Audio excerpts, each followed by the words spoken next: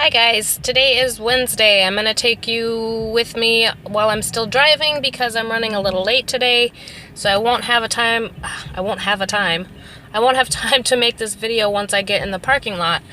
But today is the first day that I'm not smoking in the car on the way to work, and so I thought I would keep myself busy. I've been puffing on my harmless cigarette, and I think I figured out why I really think it's going to work for me. I'm really excited. I love that it doesn't burn my throat or make me cough and hack when I puff on it. Because in the past when I've tried, the e-cigs and all that, and the vapes that did do that, I avoided them. I didn't want to use them because they suck. Why do I want to? It didn't work for me. And I'd have no apprehension of puffing on this thing as much as I need to because A, it's not nicotine, so I'm not going to overdo it, and B, it doesn't burn my throat and make me hack my lung up, and C, one of the many techniques that people use to quit smoking is deep breathing exercises. Part of the ritual or addiction or part of the smoking that a lot of people use it for anxiety is because it's causing you to basically breathe deep when you're inhaling.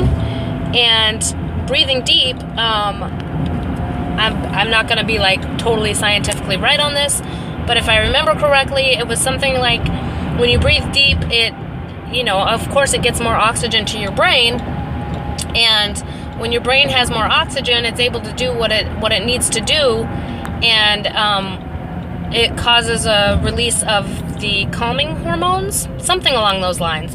So deep breathing is definitely one of the things that people recommend when you're trying to quit smoking, especially if you feel like you use it to help with anxiety. So with the harmless cigarette, I'm breathing deep because I'm inhaling like I would a cigarette, but without the garbage going into my body, which I'm just like, how could that go wrong? I'm so excited about that because I am not the type of person that's going to sit and do deep breathing exercises. I wish I was, but I'm not. I've got so many things going on in my head all the time as it is that it just doesn't work for me. But this gives me the opportunity to do it and satisfy my oral fixation for the smoking. So I really think this is going to work. I don't know that the pack that I have is going to be my absolute last pack. I'm still kind of debating on what I'm doing. I did find my bank card, thank God. It was in my son's hoodie pocket. So I am still going to keep my deal with the universe though. But what I think I'm going to do is not smoke in the car to and from work, which is the only time I'm in the car, and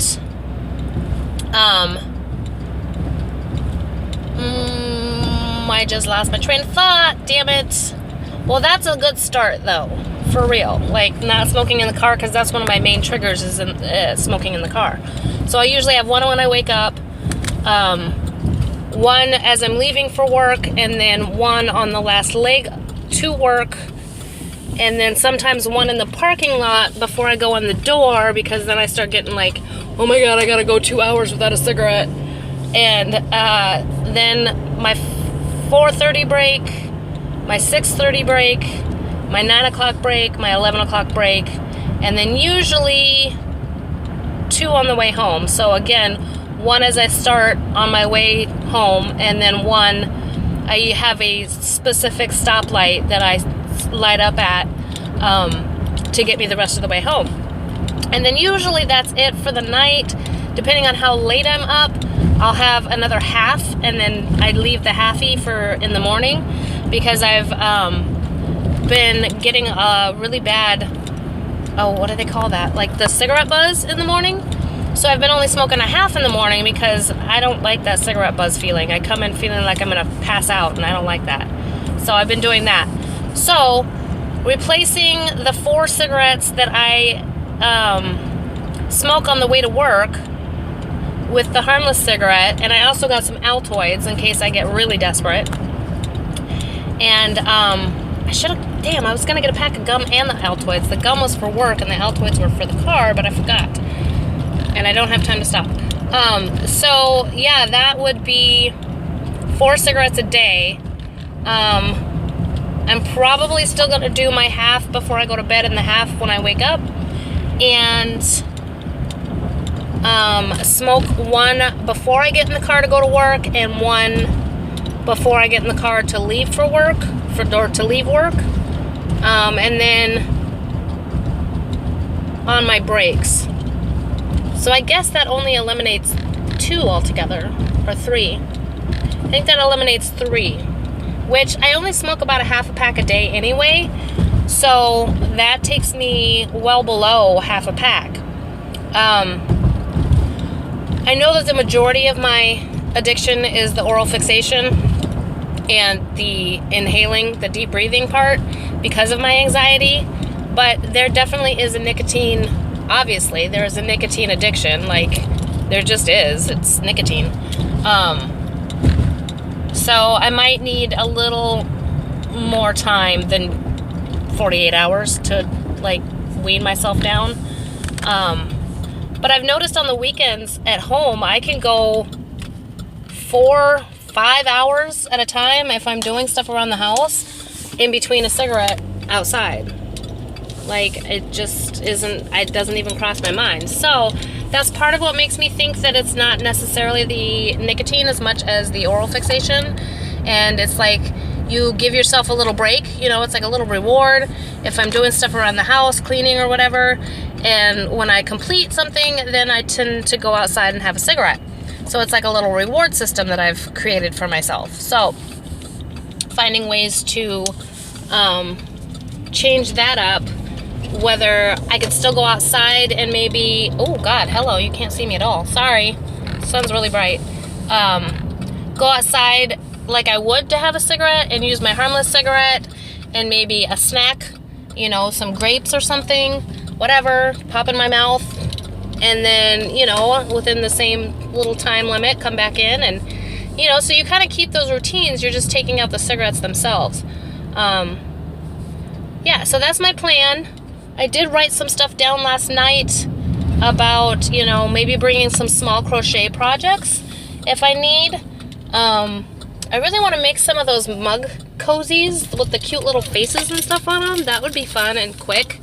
And it's something that I could pick up in, you know, on a break time and just work on to keep my hands and brain busy. And I'm drinking a lot more water. My husband bought me, I don't know if I mentioned this before, but my husband bought me this pure oxygen stuff. Well, I'll show it to you. I'm at work, so let me get parked and I'll show it to you. But you put like 15 drops in 8 ounces of water. Oh my God, there's nowhere to park. 3 times a day, and it's supposed to like oxygenate your blood, which definitely I could use, and it's supposed to help ease fatigue. And God, I can't remember what else. Hold on, I gotta find a parking spot. There's like nowhere to park. I've never seen it this bad. And people don't know how to park, so where there are spots open, I can't fit because people are parking sideways. Rawr! Alright, let me just find a spot to pull in, and then I'll just have to be late, and, here, I see one. I'll have to be late and go find a spot after some people clear out, because I'm not walking across the whole parking lot. So, the stuff he got me, this is a long video, guys, I'm sorry. Oh, it's in my purse. Here it is. It is Nutra O2 Cellular Oxygen Enhancement Activated Stabilizing Agent. How is my camera not completely covered? I'm a magician. So, let me see if I can get this stuff. I think it's like 50 bucks a bottle almost. It's pretty expensive, but it's, what is it supposed to do? It's a natural antibiotic, detoxifies the body, strengthens the immune system, which I already have an amazing immune system. My immune system is awesome. I'm so thankful for my immune system. But I definitely could always use some detoxifying, especially because I smoke. And I think I definitely could use some more oxygen in my blood. It also says it's a natural solution of concentrated bioavailable oxygen and trace minerals, including magnesium, calcium, chromium, and potassium, in a base of iodized sea salt and distilled water. It's pH balanced, non-toxic, and contains no preservatives, colorings, flavorings, animal products, nor byproducts. So it's safe for vegans and vegetarians as well. So since he spent that money, I am utilizing it as directed to see if it does help. It does seem to help a little bit. I'm not as normally my exhaustion is literally I can't even breathe. I'm so tired. It takes actual physical thought to pick up my feet and keep them moving when I'm walking.